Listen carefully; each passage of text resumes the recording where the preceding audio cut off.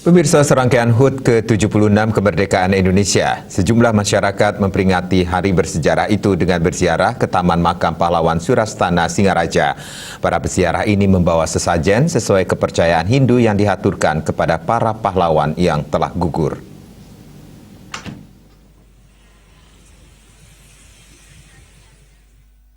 Sejumlah peziarah silih berganti mendatangi Taman Makam Pahlawan Surastana Singaraja. Kedatangan mereka bertujuan mengenang jasa pahlawan pada momentum peringatan HUT ke-76 Republik Indonesia. Sesuai kepercayaan agama Hindu, para peziarah dari berbagai wilayah di kota Singaraja ini membawa sesajen berupa banten ataupun sekedar melakukan tabur bunga di sekitar makam pahlawan. Namun peringatan HUT kemerdekaan di Taman Pahlawan pada tahun ini berbeda dari tahun sebelumnya.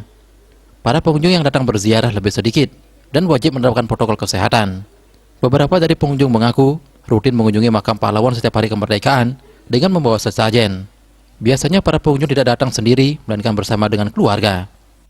Pada saat 9 Agustus, ya tetap setiap rutin ya bersama keluarga saya sini untuk mempersembahkan sesajen.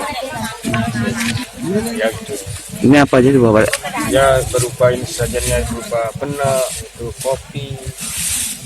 Kalau nggak salah 3 kali mewakili karena cucu-cucunya, anak-anaknya jauh-jauh ke Jakarta, jauh-jauh lah gitu. Makanya tapi terkadang juga datang ke sini kalau pas ada event-event itu.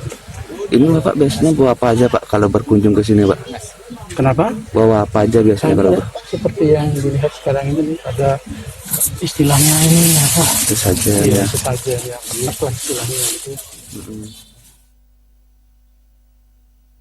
Komang Yuda, Bali TV.